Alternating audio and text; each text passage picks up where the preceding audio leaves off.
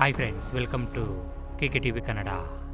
ಭಾರತದ ಕ್ರಿಕೆಟರ್ ಶಿಖರ್ ಧವನ್ಗೆ ತನ್ನ ಹೆಂಡತಿ ಆಯುಷಾ ಮುಖರ್ಜಿ ಡಿವೋರ್ಸ್ ಕೊಡ್ತಾರೆ. ತನ್ನ ಹೆಂಡತಿ ತನ್ನ ಮೇಲೆ ದಾಳಿ ಮಾಡ್ತಿದ್ದಾಳೆ ಅಂತ ಆರೋಪಣೆಗಳನ್ನು ಮಾಡಿದ ಶಿಖರ್ ಧವನ್ಗೆ ತುಂಬ ಜನ ಸಪೋರ್ಟ್ ಮಾಡ್ತಾರೆ. ಮತ್ತೊಂದು ಕಡೆ ಹೆಂಡತಿ ಮೇಲೆ ಕೂಡ ದಾಳಿ ಮಾಡಿದ್ದಾರೆ ಅನ್ನೋ ಆರೋಪಣೆಗಳು ಬರುತ್ತೆ. ಈ ಡಿವೋರ್ಸ್ ಸಮಸ್ಯೆ ಕೇವಲ ಈ ದಂಪತಿಗಳದ್ದು ಮಾತ್ರ ಅಲ್ಲ. ನಮ್ಮ ದೇಶದಲ್ಲಿ ಅನೇಕ ದಂಪತಿಗಳು ಡಿವೋರ್ಸ್ ತೆಗೆದುಕೊಳ್ಳುತ್ತಿರುವುದನ್ನು ನಾವು ನೋಡ್ತಾನೆ ಇರ್ತೀವಿ. ಇದು ನಮ್ಮ ದೇಶದ ವಿವಾಹ ಜೀವನದಲ್ಲಿ ಒಂದು ಕಂಟಕವಾಗಿ ಬದಲಾಗಿದೆ. ಋಗ್ವೇದದ ಕಾಲದಿಂದಲೂ ಕೂಡ ಮದುವೆಯನ್ನ ಒಂದು ಪವಿತ್ರ ಬಂಧ ಅಂತ ಭಾವಿಸುತ್ತಾ ಬರ್ತಾರೆ. ಈ ನಂಬಿಕೆ ಈಗಲೂ ಕೂಡ ಮುಂದುವರಿತಾನೆ ಇದೆ. ಹಿಂದೂ ಸಂಪ್ರದಾಯದ ಪ್ರಕಾರ ಮದುವೆ ಅನ್ನೋದು ಅತ್ಯುತ್ತಮವಾದ ಸಂಬಂಧ. ಪ್ರತಿಯೊಬ್ಬರೂ ತಪ್ಪದೆ ಮದುವೆ ಮಾಡಿಕೊಳ್ಬೇಕು, ಆಚಾರಗಳನ್ನು ಪಾಲಿಸಬೇಕು. ನಮ್ಮ ಹಿಂದೂ ಧರ್ಮದಲ್ಲಿ 4 ರೀತಿಯ ಜೀವನ ಇರುತ್ತೆ. 20 ರಿಂದ 50 ವರ್ಷ ಮಧ್ಯದ ಜೀವನವನ್ನ ಗೃಹಸ್ಥ ಜೀವನ ಅಂತ ಕರೀತಾರೆ. ಆದರೆ ಪ್ರಾಚೀನ ಕಾಲದ ಪದ್ಧತಿಗಳನ್ನು ಮತ್ತು ಈ ಕಾಲದ ಪದ್ಧತಿಗಳನ್ನು ನೋಡಿದ್ರೆ ತುಂಬ ವ್ಯತ್ಯಾಸ ಆಗಿದೆ ಅಂತ ಅನಿಸುತ್ತೆ. ಪುರಾತನ ಕಾಲದಲ್ಲಿ ಬಾಲ್ಯ ವಿವಾಹಗಳನ್ನು ಮಾಡ್ತಿದ್ರು. ಆದರೆ ಈಗ ಮದುವೆಗೆ ಕಾನೂನಿನಲ್ಲಿ ಒಂದು ಏಜನ್ನು ಫಿಕ್ಸ್ ಮಾಡಿದ್ದಾರೆ. ಈ ಒಂದು ಚಾಟನ್ನು ನೋಡಿ. ಇದು ಮಿಲೇನಿಯಲ್ಸ್ ಮತ್ತು ಪೋಸ್ಟ್ ಮಿಲೇನಿಯಲ್ಸ್ ವಿವರಗಳನ್ನು ತೋರಿಸುತ್ತೆ. 1981 ರಿಂದ 1996 ಮಧ್ಯಕಾಲದಲ್ಲಿ ಹುಟ್ಟಿದವರನ್ನ ಮಿಲೇನಿಯಲ್ಸ್ ಅಂತ ಕರೀತಾರೆ. 1996 ನಂತರ ಹುಟ್ಟಿದವರನ್ನ ಪೋಸ್ಟ್ ಮಿಲೇನಿಯಲ್ಸ್ ಅಂತ ಕರೀತಾರೆ ಅಥವಾ ಜೆನ್ ಝೆಡ್ ಅಂತ ಕರೀತಾರೆ. ಪೋಸ್ಟ್ ಮಿಲೇನಿಯಲ್ಸ್ನಲ್ಲಿ ಇರುವ ಪ್ರತಿ 4 ಜನರಲ್ಲಿ ಒಬ್ಬರು ಮದುವೆ ಮಾಡ್ಕೊಳ್ಬಾರ್ದು ಅಂತ ನಿರ್ಧಾರ ಮಾಡ್ತಿದ್ದಾರೆ. ಮದುವೆಯಿಂದ ತಪ್ಪಿಸಿಕೊಳ್ಳಬೇಕು ಅಂತ ಹುಡುಗರು ಹೇಗೆ ಆಲೋಚನೆ ಮಾಡ್ತಿದ್ದಾರೋ ಹುಡುಗಿರು ಕೂಡ ಅದೇ ರೀತಿ ಆಲೋಚನೆ ಮಾಡ್ತಿದ್ದಾರೆ. ಈ ದಿನ ನಾವು ಇದರ ಬಗ್ಗೆ ತಿಳಿದುಕೊಳ್ಳೋಣ. ಏಕೆ ಅಂದರೆ ಈಗಿನ ಕಾಲದ ಹುಡುಗರು ಮತ್ತು ಹುಡುಗಿಯರು ಮದುವೆಗೆ ದೂರ ಇರಬೇಕು ಅಂತ ಅಂದುಕೊಳ್ತಿದ್ದಾರೆ. Financial insecurity and unemployment.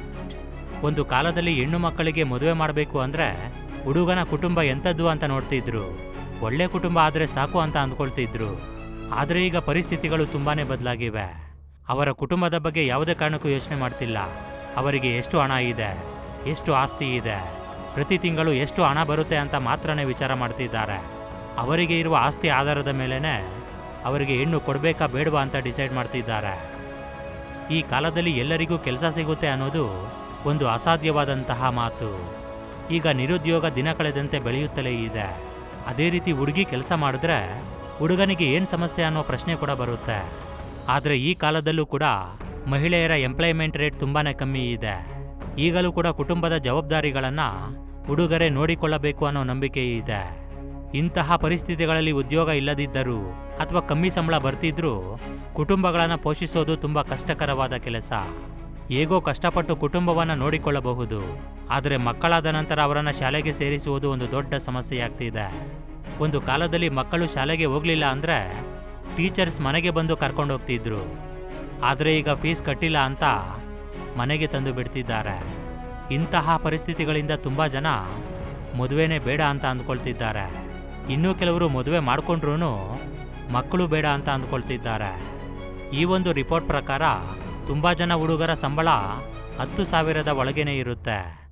ಇಂಥವರಲ್ಲಿ 40% ಜನ ಮದುವೆಗೆ ದೂರ ಇರಬೇಕು ಅಂತ ಅಂದ್ಕೊಳ್ತಿದ್ದಾರೆ.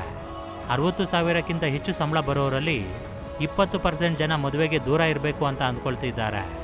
ಆರ್ಥಿಕತೆ ಅನ್ನೋದು ವಿವಾಹ ಜೀವನದ ಮೇಲೆ ಕೂಡ ತುಂಬ ಇಂಪ್ಯಾಕ್ಟನ್ನು ತೋರಿಸ್ತಿದೆ.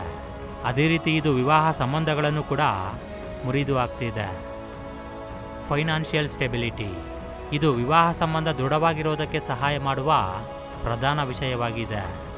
ಆದ್ದರಿಂದ ಭಾರತೀಯ ಸಮಾಜದ ಕುಟುಂಬಗಳಲ್ಲಿ ಹೆಣ್ಣು ಮಗಳನ್ನು ಆರ್ಥಿಕವಾಗಿ ಸ್ಥಿರವಾಗಿರುವ ಗಂಡಿಗೆ ಕೊಟ್ಟು ಮದುವೆ ಮಾಡಲು ಇಷ್ಟಪಡ್ತಾರೆ. ಆರ್ಥಿಕ ಸಮಸ್ಯೆಗಳು ಪ್ರಾರಂಭವಾದರೆ ಎಷ್ಟೇ ಅದ್ಭುತವಾದ ವಿವಾಹ ಸಂಬಂಧ ಕೂಡ ವಿಚ್ಛೇದನವಾಗಿ ಹೋಗುತ್ತೆ. ಆದ್ದರಿಂದ ಕಡಿಮೆ ಸಂಪಾದನೆ ಇರುವ ಗಂಡು ಮಕ್ಕಳು ಮದುವೆ ಮಾಡಿಕೊಳ್ಳೋದಕ್ಕೆ ಹಿಂಜರಿತಿದ್ದಾರೆ. ಈ ಒಂದು ಸಮಾಜ ಕೂಡ ಹಣ ಸಂಪಾದನೆ ಮಾಡೋದೇ ಗಂಡಸರ ಜವಾಬ್ದಾರಿ ಅನ್ನುವ ರೀತಿ ನಡೆದುಕೊಳ್ಳುತ್ತಿದೆ. ಇದು ಹುಡುಗರ ಮೇಲೆ ತುಂಬ ಒತ್ತಡವನ್ನು ತರ್ತಿದೆ. ಕಡಿಮೆ ಸಂಬಳ ಬರುವ ವ್ಯಕ್ತಿ ತನ್ನ ಕುಟುಂಬವನ್ನು ಸರಿಯಾಗಿ ನಡೆಸಲು ಸಾಧ್ಯವಾಗೋದಿಲ್ಲ. ಇದರಿಂದ ಹೆಚ್ಚು ಒತ್ತಡಕ್ಕೆ ಗುರಿಯಾಗ್ತಾನೆ. ಇದು ತುಂಬ ರೀತಿಯ ಮಾನಸಿಕ ಸಮಸ್ಯೆಗಳಿಗೂ ಕೂಡ ಕಾರಣ ಆಗುತ್ತೆ. ನಿರುದ್ಯೋಗ ಮತ್ತು ಕಡಿಮೆ ಸಂಬಳ ಇವೆರಡನ್ನು ಸರಿಯಾದ ರೀತಿಯಲ್ಲಿ ಅರ್ಥ ಮಾಡಿಕೊಳ್ಳುವುದು, ಬ್ಯಾಲೆನ್ಸ್ ಮಾಡಿಕೊಂಡು ಕೆಲಸ ಮಾಡುವುದು ತುಂಬಾ ಮುಖ್ಯ. ಹುಡುಗರಿಗೆ ಈ ವಿಷಯದಲ್ಲಿ ತುಂಬಾ ಸಪೋರ್ಟ್ ಬೇಕು. Failed marriages. ಮದುವೆಗೆ ದೂರ ಇರಲು ಡಿವೋರ್ಸ್ ಕೂಡ ಒಂದು ಕಾರಣ ಅಂತ ಹೇಳಬಹುದು. ಪೂರ್ತಿ ಪ್ರಪಂಚಕ್ಕೆ ಹೋಲಿಸಿದರೆ ಭಾರತದಲ್ಲಿ ಡಿವೋರ್ಸ್ ಸಂಖ್ಯೆ ತುಂಬಾ ಕಮ್ಮಿ. ಅಂದರೆ 100 ಜನರಲ್ಲಿ ಒಬ್ಬರು ಮಾತ್ರ ಡಿವೋರ್ಸ್ ತಗೊಳ್ತಿದ್ದಾರೆ. ನಮ್ಮ ಭಾರತದಲ್ಲಿ ಡಿವೋರ್ಸ್ ರೇಟ್ 1.1% ಮಾತ್ರ. ಅಮೆರಿಕಾದಲ್ಲಿ ಡಿವೋರ್ಸ್ ರೇಟ್ 45% ಇದೆ. ಚೈನಾದಲ್ಲಿ 43%, ಸೌತ್ ಕೊರಿಯಾದಲ್ಲಿ 46% ಇದೆ. ಅಂದರೆ ಈ ದೇಶಗಳಲ್ಲಿ 100 ಜನ ಮದುವೆ ಆದರೆ ಅದರಲ್ಲಿ ಅರ್ಧದಷ್ಟು ಡಿವೋರ್ಸ್ ಆಗುತ್ತೆ. ಹಿಂದೂ ಧರ್ಮವನ್ನು ಆಚರಿಸುವ ಭಾರತದಂತಹ ದೇಶಗಳಲ್ಲಿ 1% ಕೂಡ ತುಂಬಾ ಜಾಸ್ತಿ. ಏಕೆ ಅಂದರೆ ನಮ್ಮ ಸಂಪ್ರದಾಯದಲ್ಲಿ ಮದುವೆ ಮತ್ತು ಅದರ ಸಂಬಂಧಕ್ಕೆ ತುಂಬ ಪ್ರಾಮುಖ್ಯತೆ ಇದೆ. ಆದರೆ ಈ ರೀತಿ ಡಿವೋರ್ಸ್ ತೆಗೆದುಕೊಳ್ಳುತ್ತಿರುವವರ ಸ್ನೇಹಿತರ ಮೇಲೆ ಕೂಡ ಇದರ ಇಂಪ್ಯಾಕ್ಟ್ ಇರುತ್ತೆ. ಮದುವೆ ಮಾಡಿಕೊಂಡರೆ ಇಂತಹ ಸಮಸ್ಯೆಗಳು ಬರುತ್ತೆ ಅನ್ನೋ ಭಯ ಕೂಡ ಅವರಿಗೆ ಮೂಡುತ್ತೆ. ಆರ್ಥಿಕ ಸ್ಟೆಬಿಲಿಟಿ ಮತ್ತು ಉದ್ಯೋಗದಿಂದ ಮಾತ್ರವಲ್ಲ, ಡಿವೋರ್ಸ್ನಂತಹ ಸಮಸ್ಯೆಗಳಿಂದ ಕೂಡ ತುಂಬ ಜನ ಹುಡುಗರು ಮದುವೆಗೆ ದೂರ ಆಗ್ತಿದ್ದಾರೆ. ಫೇಕ್ ಡೌರಿ ಕೇಸಸ್, ನಕಲಿ ವರದಕ್ಷಿಣೆ ಪ್ರಕರಣಗಳು ಕೂಡ ಮದುವೆಗೆ ದೂರ ಇರಲು ಒಂದು ಕಾರಣ ಆಗಿವೆ. ತುಂಬ ಬಾರಿ ವರದಕ್ಷಿಣೆ ಪ್ರಕರಣಗಳನ್ನು ಪ್ರೂವ್ ಮಾಡ್ಕೊಳ್ಳೋದಕ್ಕೆ ಆಗೋದಿಲ್ಲ. ಇವು ಏಕಪಕ್ಷವಾಗಿ ಮಹಿಳೆಯರ ಕಡೆನೇ ಇರುತ್ತೆ.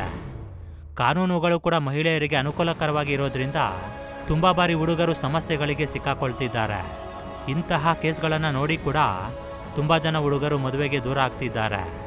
2003ರಲ್ಲಿ ನಿಶಾ ಶರ್ಮಾ ತನ್ನ ಗಂಡನಾದ ಮುನೇಶ್ ದಲಾಲ್ ಮತ್ತು ಅವರ ಕುಟುಂಬಸ್ಥರ ಮೇಲೆ ವರದಕ್ಷಿಣೆ ಕಿರುಕುಳ ಪ್ರಕರಣವನ್ನು ದಾಖಲು ಮಾಡುತ್ತಾರೆ. ಈ ಪ್ರಕರಣವನ್ನು ದಾಖಲು ಮಾಡಿದ ನಂತರ ನಿಶಾ ಶರ್ಮಾವನ್ನು ತುಂಬ ಜನ ಅಭಿನಂದಿಸ್ತಾರೆ. ಅವರ ಗಂಡನಾದ ಮುನೀಶ್ ದಲಾಲ್ಗೆ 9 ವರ್ಷ ಜೈಲು ಶಿಕ್ಷೆ ಬೀಳುತ್ತೆ. ಆದರೆ ಇದು ಫೇಕ್ ಕೇಸ್ ಅಂತ ಪ್ರೂವ್ ಆದ ನಂತರ ಅವರನ್ನು ಬಿಡುಗಡೆ ಮಾಡ್ತಾರೆ. ಆದರೆ ಅಷ್ಟೊತ್ತಿಗೆ ನಡೆಯಬೇಕಾದ ನಷ್ಟ ನಡೆದು ಹೋಗಿರುತ್ತೆ. ಮತ್ತೊಂದು ಕಡೆ ಈ ಫೇಕ್ ಕೇಸ್ಗಳಲ್ಲಿ ಹಣದ ನಷ್ಟ ಕೂಡ ಬರುತ್ತೆ. ಪ್ರತಿ ತಿಂಗಳು ಮೇಂಟೆನೆನ್ಸನ್ನು ಕೊಡಬೇಕಾಗುತ್ತೆ. ಹುಡುಗನಿಗೆ ಬರುವ ಆದಾಯದಲ್ಲಿ 30% ಕೊಡಬೇಕಾಗುತ್ತೆ. ಒನ್ ಟೈಮ್ ಸೆಟಲ್ಮೆಂಟ್ ಮಾಡಬೇಕಾಗಿ ಬಂದರೆ ಅದಕ್ಕೆ ತುಂಬ ಹಣ ಕೊಡಬೇಕಾಗುತ್ತೆ. ತುಂಬ ಬಾರಿ ಈ ರೀತಿ ಫೇಕ್ ಕೇಸನ್ನು ಹುಡುಗರ ಮೇಲೆ ಹಾಕ್ತಾರೆ. ಇಂತಹ ಕೇಸ್ಗಳಲ್ಲಿ ಹುಡುಗರಿಗೆ ತುಂಬ ಸಮಸ್ಯೆಗಳು ಬರುತ್ತೆ. ನ್ಯಾಷನಲ್ ಕ್ರೈಮ್ ರೆಕಾರ್ಡ್ಸ್ ಬ್ಯೂರೋ ಕಾಲಕಾಲಕ್ಕೆ ಪ್ರಕಟಿಸಿದ ಅಂಕಿಅಂಶಗಳ ಪ್ರಕಾರ ಭಾರತ ದೇಶದಲ್ಲಿ ದಾಖಲಾದ ಎಲ್ಲ ವರದಕ್ಷಿಣೆ ಕಿರುಕುಳ ಪ್ರಕರಣಗಳಲ್ಲಿ 95ರಿಂದ 98% ಸುಳ್ಳೆ ಅಂತ ಕಂಡು ಬಂದಿದೆ. ಇವು ಪ್ರತಿ ಬಾರಿ ಕೋರ್ಟ್ನಲ್ಲೇ ಪೂರ್ತಿ ಆಗೋದಿಲ್ಲ. ಅಂದರೆ ಜಡ್ಜ್ಮೆಂಟ್ ಬರೋದಿಲ್ಲ. ಕೋರ್ಟಿಂದ ಹೊರಗಡೆ ಕೂಡ ಸೆಟಲ್ಮೆಂಟ್ ಆಗುತ್ತೆ. ಇಲ್ಲಿ ತುಂಬ ಹಣವನ್ನು ಕೊಡಬೇಕಾಗಿ ಬರುತ್ತೆ. ಇದರಿಂದ ಕೂಡ ಹುಡುಗರು ಮದುವೆಗೆ ದೂರ ಆಗ್ತಿದ್ದಾರೆ. ಭಾರತದಲ್ಲಿ ಮಾಡಿದ ಒಂದು ಸರ್ವೆ ಪ್ರಕಾರ ತುಂಬ ಜನ ಹುಡುಗಿಯರು ಪ್ರೀತಿ, ನಂಬಿಕೆ, ಸಂಬಂಧ ಇವುಗಳಿಗೆ ಅಲ್ಲದೆ ಸೋಷಿಯಲ್ ಸ್ಟೇಟಸ್, ಫೈನಾನ್ಷಿಯಲ್ ಸ್ಟೆಬಿಲಿಟಿ ಇರುವ ವ್ಯಕ್ತಿಗಾಗಿನೇ ಮದುವೆ ಮಾಡ್ಕೊಳ್ತಿದ್ದೀವಿ ಅಂತ ಹೇಳ್ತಿರೋದು ಒಂದು ದೊಡ್ಡ ವಿಶೇಷ. ಎಲ್ಲ ಹುಡುಗಿರು ಈ ರೀತಿಯೇ ಇರ್ತಾರೆ ಅಂತ ಹೇಳೋದಕ್ಕೆ ಆಗೋದಿಲ್ಲ. ಆದರೆ ಕೆಲವು ಹುಡುಗಿಯರ ಆಲೋಚನೆ ಇದೇ ರೀತಿ ಇರುತ್ತೆ.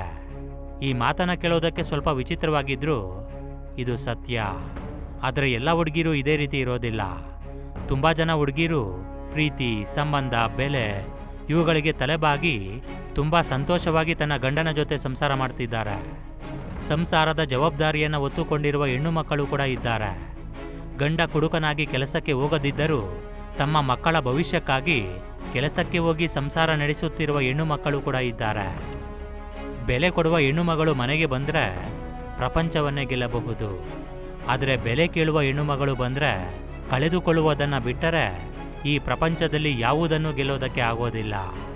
ಈಗ ತುಂಬ ಜನ ಸ್ವತಂತ್ರವಾಗಿರಬೇಕು ಅಂತ ಅಂದುಕೊಳ್ಳುತ್ತಿದ್ದಾರೆ. ಆದರೆ ಮದುವೆಯಾದ ನಂತರ ಈ ಸ್ವತಂತ್ರ ಇರೋದಿಲ್ಲ. ಈ ಕಾರಣದಿಂದ ಗಂಡು ಮಕ್ಕಳು ಮತ್ತು ಹೆಣ್ಣು ಮಕ್ಕಳು ಕೂಡ ಮದುವೆ ಆಗೋದಕ್ಕೆ ಇಷ್ಟಪಡ್ತಿಲ್ಲ. ನಮ್ಮ ಜೀವನದಲ್ಲಿ ನಮಗೆ ಸಂಬಂಧಪಟ್ಟ ನಿರ್ಧಾರಗಳನ್ನು ತೆಗೆದುಕೊಳ್ಳುವ ಹಕ್ಕು ನಮಗೆ ಇದೆ. ಮದುವೆ ಆಗೋದು, ಬಿಡೋದು, ಮಕ್ಕಳು ಮಾಡ್ಕೊಳ್ಳೋದು, ಬಿಡೋದು ಅನ್ನೋದು ಅವರಿಗೆ ಸಂಬಂಧಪಟ್ಟ ಹಕ್ಕು ಮತ್ತು ನಿರ್ಧಾರ. ಆದರೆ ಮದುವೆ ಅನ್ನೋದು ಕೇವಲ ಸಂಬಂಧ ಮಾತ್ರವಲ್ಲ, ಜೀವನ ಪರ್ಯಂತ ಜೊತೆಗಿರುವ ಒಂದು ಅನುಬಂಧ ಕೂಡ. ಆದ್ದರಿಂದಲೇ ನಮ್ಮ ಭಾರತೀಯ ಸಮಾಜದಲ್ಲಿ ಮದುವೆ ಬಗ್ಗೆ ತುಂಬ ನಂಬಿಕೆ ಮತ್ತು ಪ್ರಾಮುಖ್ಯತೆ ಇದೆ. ಇದರ ಬಗ್ಗೆ ನೀವೇನಂತೀರಾ? ನಿಮ್ಮ ಅಭಿಪ್ರಾಯವನ್ನು ಖಂಡಿತ ಕಮೆಂಟ್ ಮಾಡಿ. ಓಕೆ ಫ್ರೆಂಡ್ಸ್, ಈ ಒಂದು ವಿಡಿಯೋ ನಿಮಗೆ ಇಷ್ಟ ಆಗಿದ್ದರೆ ಖಂಡಿತ ಲೈಕ್ ಮಾಡಿ, ಶೇರ್ ಮಾಡಿ. Thank you for watching friends. Have a nice day.